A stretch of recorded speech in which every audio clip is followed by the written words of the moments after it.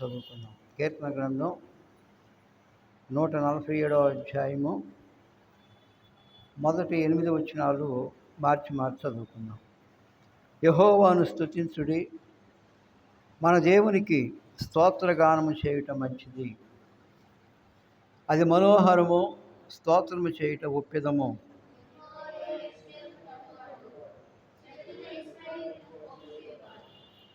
గుండె చెదరని వారిని ఆయన బాగు చేయువాడు, వారి గాయములు కట్టువాడు.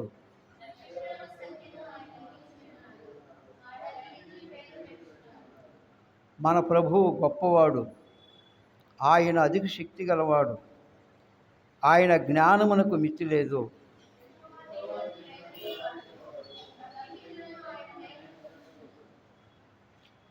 కృతజ్ఞతాస్తుతులతో యెహోవాను కీర్తించుడి, సితారాతో మన దేవుని కీర్తించుడి.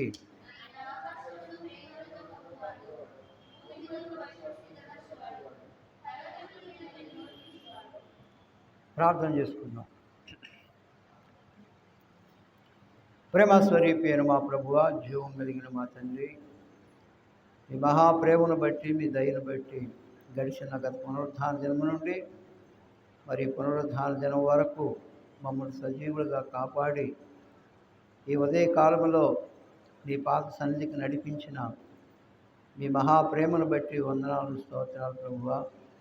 ఈ సమయంలో ఈ పాద సన్నిధికి వచ్చినటువంటి బిడ్డలను బట్టి వందనాలు, స్తోత్రాలు ప్రభువా. ఇంకా రావాల్సినటువంటి బిడ్డలు త్వరపడి రావడానికి సహాయం చేయండి. చదవబడినటువంటి వాక్య భాగాన్ని మీరు దీవించి మనుష్య మాతృని మీరు మరుగుపరుచుకొని మీ యొక్క ఆత్మ ద్వారా మాకు కావలసినటువంటి ఆరాధన వర్తమానం దయచేయమని మహిమ, ఘనత, ప్రభావములు మీకే చెల్లిస్తూ మా ప్రభు అయిన యేసుక్రీస్తు నామమున స్తుతించి ప్రార్థించి వేడుకుంటున్నాము తండ్రి, ఆమేన్. మనం చదువుకున్నటువంటి ఈ వాక్య భాగంలో కీర్తన గ్రంథం 147వ అధ్యాయంలో మరి 8 వచనాలు మనం చదువుకున్నాం. ఈ చదవబడినటువంటి వాక్య భాగంలో యెహోవాను స్తుతించుడి, మన దేవునికి స్తోత్రగానము చేయుట మంచిది, అది మనోహరము, స్తోత్రము చేయుట ఒప్పిదము.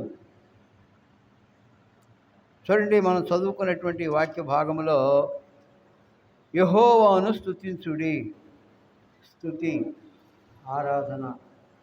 ఈ లోకంలో రక్షింపబడినటువంటి దేవుని బిడ్డలు వారి జీవితాల్లో వారు దేవుణ్ణి స్తుతించాలి, దేవునిని ఆరాధించాలి.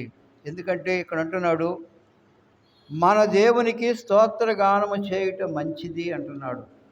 మంచిది అంటే దేవునికి స్తోత్రగానము అంటే పాటల ద్వారా మరి దేవుణ్ణి స్తుతించుట.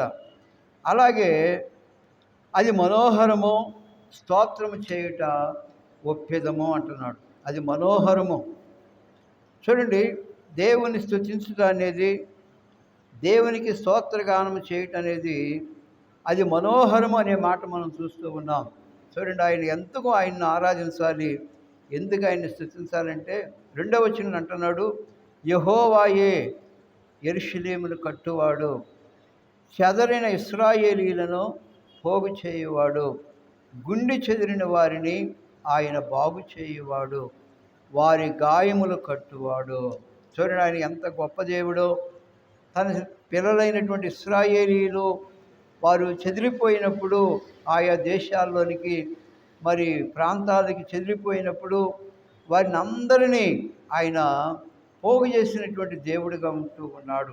తన ప్రజలు వారు తప్పిపోయినప్పుడు అలాగే వారిని విడిచిపెట్టడు, కానీ మరలా వారిని పోగు చేసే దేవుడిగా ఉంటూ ఉన్నాడు. గుండె చెదిరిన వారిని ఆయన బాగు చేయువాడు, గుండె చెదరిన వారిని. చూడండి, గుండె చెదురుటంటే ఏమిటి? కొన్ని శ్రమలను బట్టి, కష్టాలను బట్టి, బాధలను బట్టి, తమకు వచ్చినటువంటి హింసలను బట్టి గుండె చెదిరిపోయినటువంటి వారుగా మరి జీవిస్తూ ఉంటారు. అలాంటి స్థితిలో ఉన్నటువంటి వారిని ఆయన బాగు చేసే దేవుడిగా ఉంటూ ఉన్నాడు, బాగు చేయువాడు. అనారోగ్యంలో ఉన్నప్పుడు కూడా మన జీవితాల్లో ఆయన బాగు చేస్తాడు, అంటే స్వస్థపరుస్తాడు. తన బిడ్డలను ఎన్నడూ ఆయన విడిచిపెట్టేవాడు కాడు. వారి గాయములను కట్టువాడు అంటున్నాడు. గాయాలు కట్టేవాడు.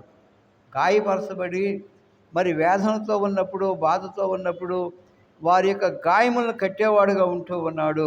చూడండి, కీర్తన గ్రంథం 98వ అధ్యాయము 3వ వచనం కూడా చదువుకుందాం.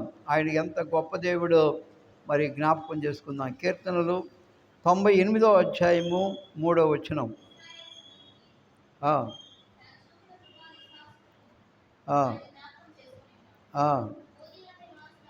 భూదిగంతముల నివాసులందరూ మన దేవుడు కలుగు చేసిన రక్షణను సూచిరి. రక్షణ చూడండి, ఈ లోకములో నశించిపోయినటువంటి మనలను ఆయన రక్షించినటువంటి దేవుడిగా ఉంటూ ఉన్నాడు. యెహోవా తన రక్షణను వెల్లడిచేసి ఉన్నాడు అని ఇక్కడ మనం చదువుకుంటూ ఉన్నాం. అంటే ఈ లోకంలో నశించిపోయినటువంటి మన జీవితాల్లో మన పాపం నుండి, మన శాపము నుండి మనల్ని విడిపించినటువంటి దేవుడిగా, మనల్ని రక్షించినటువంటి దేవుడిగా ఉంటూ ఉన్నాడు. అందుకోసమే రక్షింపబడినటువంటి దేవుని బిడ్డలు ఈ లోకములో ఆయన ఆరాధిస్తూ ఉండాలి, ఆయన ఘనపరుస్తూ ఉండాలి, ఆయన మహింపరుస్తూ ఉండాలి. ఎందుకంటే ఇక్కడ ఒక మాట మనం చదువుకున్నాం, ఆయన జ్ఞాపకం చేసుకొని ఉన్నాడు. చూడండి, భూదిగంతముల నివాసులారా మన దేవుడు కలుగు చేసిన రక్షణను సూచిరి. భూదిగంతముల నివాసులారా మన దేవుడు కలుగు చేసిన రక్షణను చూసిరి అంటున్నాడు. రక్షణ అంటే ఎవరు? ప్రభు అయిన యేసుక్రీస్తు వారు. ఆయన రక్షకుడై ఉన్నాడు. అందుకనే ఈనాడు భూదిగంతముల నివాసులు, మరి ప్రపంచంలో కోట్లాది మంది ప్రజలు ఆయన రక్షణను గురించిన సువార్త విని మారు మనసు పొంది ఆయన బిడలుగా ఈ లోకంలో జీవిస్తూ ఉన్నారు. అందుకని 4వ వచనం అంటున్నాడు, సర్వభూజనులారా యెహోవాను బట్టి ఉత్సహించుడి, ఆర్భాటముతో సంతోషగానము చేయుడి, కీర్తనలు పాడుడి. చూడండి, మన జీవితాల్లో ప్రభువు మనకిచ్చినటువంటి గొప్ప రక్షణ. ఈ గొప్ప రక్షణ బట్టి మనం ప్రభువుని ఆరాధించాలి, ఆయన ఘనపరచాలి, ఆయన మహింపరచాలి. చూడండి, రెండవదిగా కీర్తన గ్రంథం 99వ అధ్యాయము 9వ వచనం చదువుకుందాం. 9వ వచనం, మన దేవుడైన యెహోవా పరిశుద్ధుడు, మన దేవుడైన యెహోవాను ఘనపరచుడి, ఆయన పరిశుద్ధ పర్వతము ఎదుట సాగిలపడుడి. చూడండి, ఆయన పరిశుద్ధుడైన దేవుడై ఉన్నాడు. చూడండి, మన దేవుడైన యెహోవా పరిశుద్ధుడు, పరిశుద్ధుడు. చూడండి, పరిశుద్ధుడైనటువంటి దేవుడు మన ప్రభువైన యేసుక్రీస్తు వారు తప్ప మరి ఇక ప్రపంచంలో ఎవ్వరు లేరు. ఎందుకంటే ఆయన పరిశుద్ధుడు.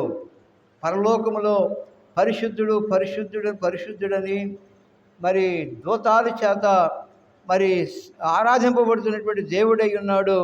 అంతేకాదు, ఆ పరిశుద్ధుడైనటువంటి ప్రభు మన కొరకు ఈ లోకానికి వచ్చాడు. మనల్ని రక్షించడానికి, మన పాపం నుండి, మన శాపం నుండి మనల్ని విడిపించి మనల్ని పరిశుద్ధపరచడానికి ఆయన మన కొరకై ఈ భూమి మీదకి వచ్చాడు. పరిశుద్ధుడైనటువంటి ఆ దేవుడు.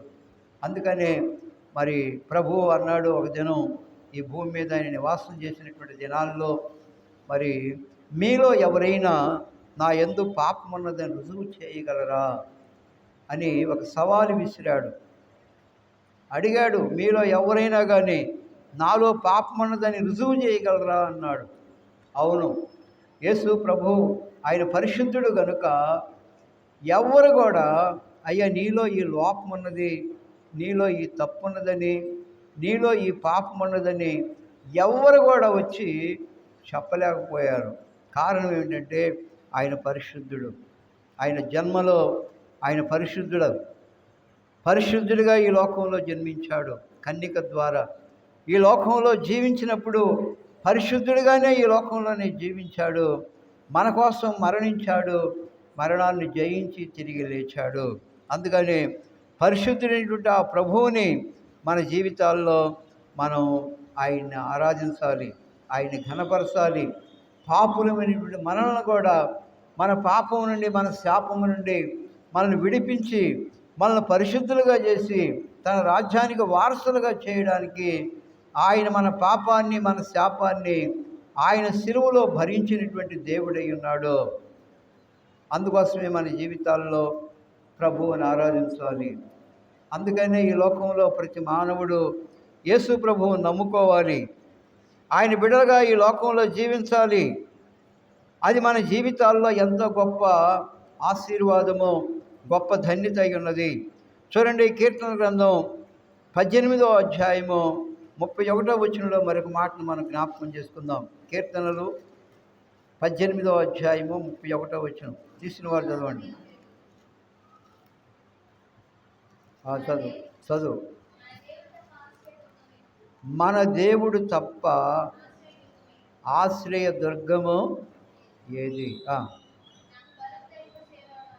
నాకు బలము ధరింపజేయువాడు ఆయనే, నన్ను యథార్థ మార్గమున నడిపించువాడు ఆయనే. చూడండి, ఇక్కడ మన జీవితాల్లో మనం నమ్మినటువంటి దేవుడు ఆయన ఎంత గొప్ప దేవుడిగా ఉంటూ ఉన్నారంటే, చూడండి, యెహోవా తప్ప దేవుడేడి అని ప్రశ్నిస్తున్నాడు. ఇక్కడ ఒక ప్రశ్న పుడుతుంది. ఇక్కడ యెహోవా తప్ప దేవుడేడి? మన దేవుడు తప్ప ఆశ్రయ దుర్గమేది? మన దేవుడు ఆయన ఆశ్రయ దుర్గమై ఉన్నాడు. ఒకప్పుడు మన జీవితాల్లో ఆ దేవుడు మనకు ఆశ్రయ దుర్గముగా లేడు. ఎందుకంటే మనం ఆయన నమ్ముకున్నప్పుడు మనం ఆయనకు దేవునికి దూరంగా ఉన్నాం.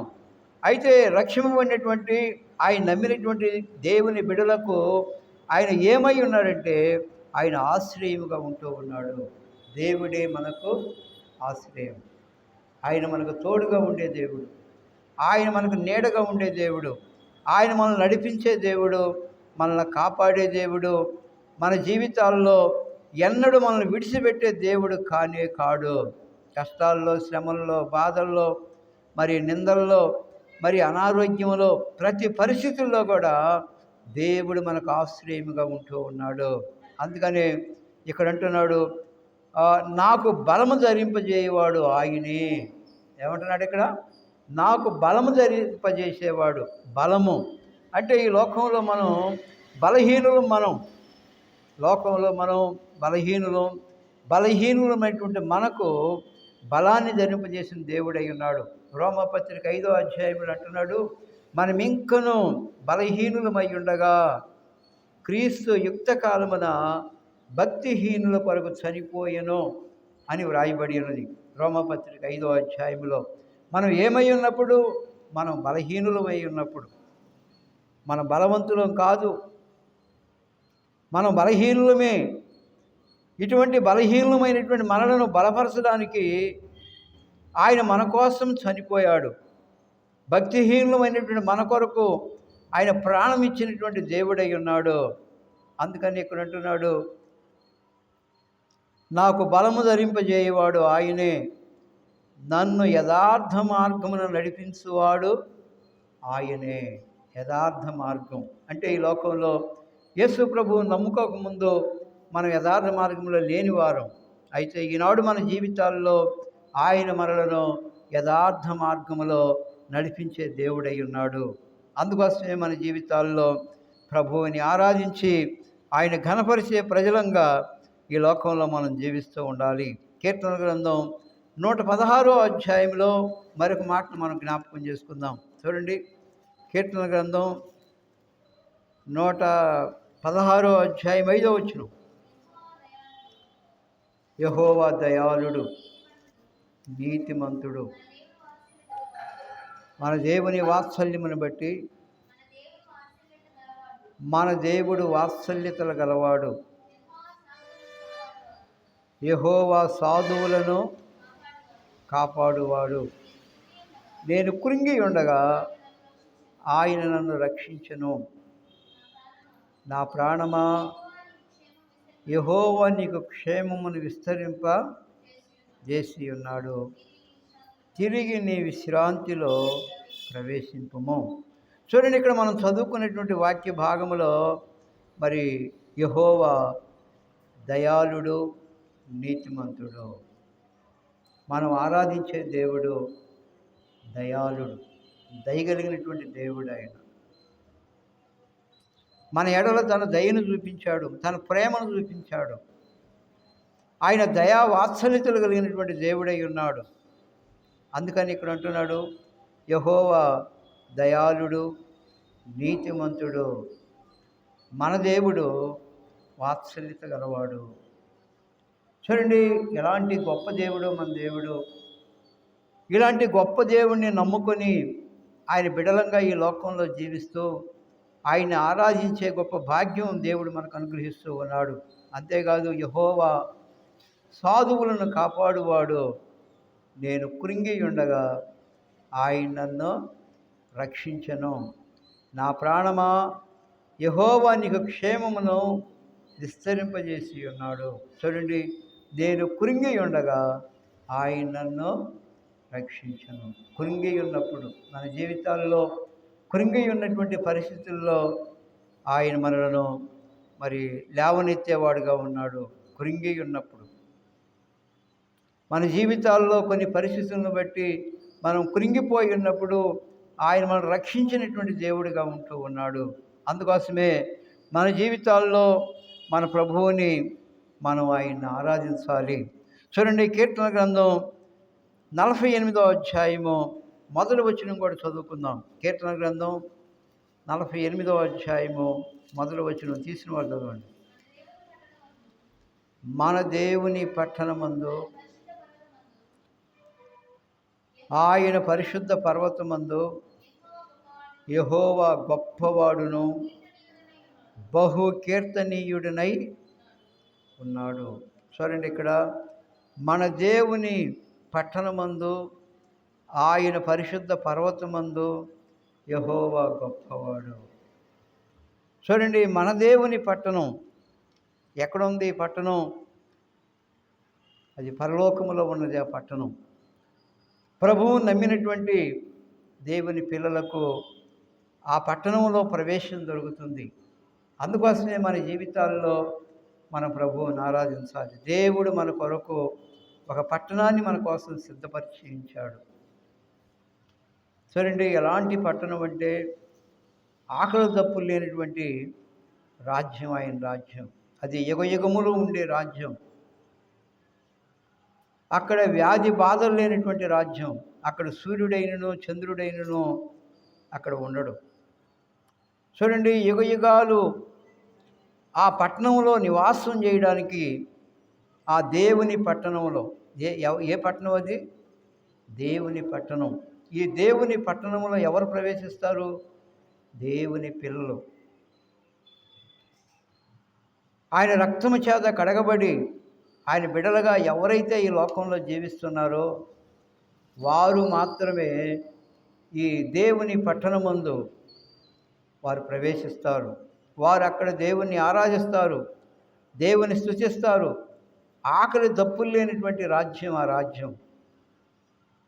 చూడండి, ఆ పట్టణాన్ని గురించి కీర్తన గ్రంథం 21వ అధ్యాయంలో మరి ఒక మాట వ్రాయబడి ఉన్నది. ఆ మాటను మనం జ్ఞాపకం చేసుకుందాం. చూడండి, కీర్తన గ్రంథం 21వ అధ్యాయము 2వ వచనం చదవండి. 2వ వచనం. కీర్తన కాదు, ప్రకటన గ్రంథం 21వ అధ్యాయం 2వ వచనం. ప్రకటన 21:2.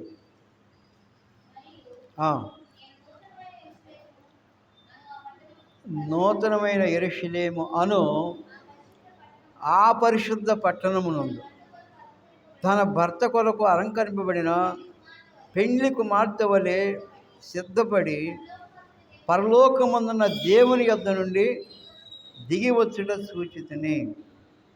3వ వచనం.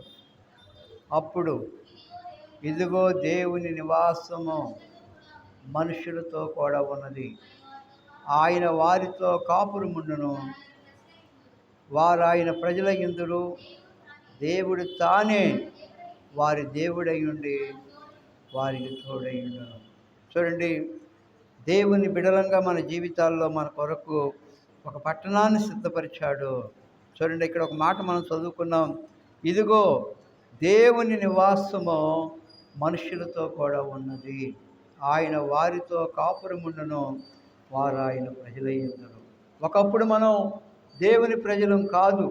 యేసు ప్రభువుని నమ్ముకోకముందు, మరి మారు మనసు పొందకముందు మనం దేవుని ప్రజలం కాదు. ఈనాడు మరి ప్రభువుని నమ్మినటువంటి వారి జీవితాల్లో వారు దేవుని ప్రజలుగా ఉంటూ ఉన్నారు. దేవుడు వారి కొరకు ఒక పట్టణాన్ని సిద్ధపరిచి ఉంచాడు. 3వ వచనం చదువుకుందాం, చదవండి. అప్పుడు ఆయన 4వ వచనం, ఆయన వారి కన్నుల ప్రతి బాష్ప బిందువును తుడిచివేయును, మరణము ఇక ఉండదు, దుఃఖమైనను ఏడుపైనను వేదనైనను ఇక ఉండదు. మొదటి సంగతులు గతించిపోయినని సింహాసనము నుండి వచ్చిన గొప్ప స్వరము చెప్పుట వింటిని. చూడండి, ఆ పట్టణంలో మరి ఏడుపైనను వేదనైనను మరణమైనను ఇక ఉండదు అంటున్నాడు. ఈ ప్రపంచంలో ఏడుపు ఉన్నది, మరణం ఉన్నది, దుఃఖం ఉన్నది. కానీ దేవుని పట్టణంలో, అక్కడ దేవుని ప్రజలంగా మరి మనకు రక్షింపబడినటువంటి దేవుని బిడలకు అక్కడ మాత్రం దుఃఖం ఉండదు, అక్కడ వేదన ఉండదు, అక్కడ మరణము ఉండదు. మరణము అంటే ఈ లోకంలో మరణం ఉన్నది, కానీ దేవుని పట్టణంలో మరణము లేదు. అలాంటి పట్టణాన్ని మన కొరకు మన దేవుడు సిద్ధపరిచి ఉంచాడు. అందును బట్టి మన జీవితాల్లో ప్రభువుని ఆరాధించాలి, ప్రభువుని స్తుతించాలి, ప్రభువుని గణపరచాలి. ఎందుకంటే మనల్ని ఇంతగా ప్రేమించినటువంటి మన ప్రభువుని మరి మనం ఆయన ఆరాధించి, ఆయన ఘనపరిచి, ఆయన మహిమపరిచే వారంగా ఈ లోకంలో మనం జీవిస్తూ ఉండాలి. దయచేసి అందరూ మోకరించండి.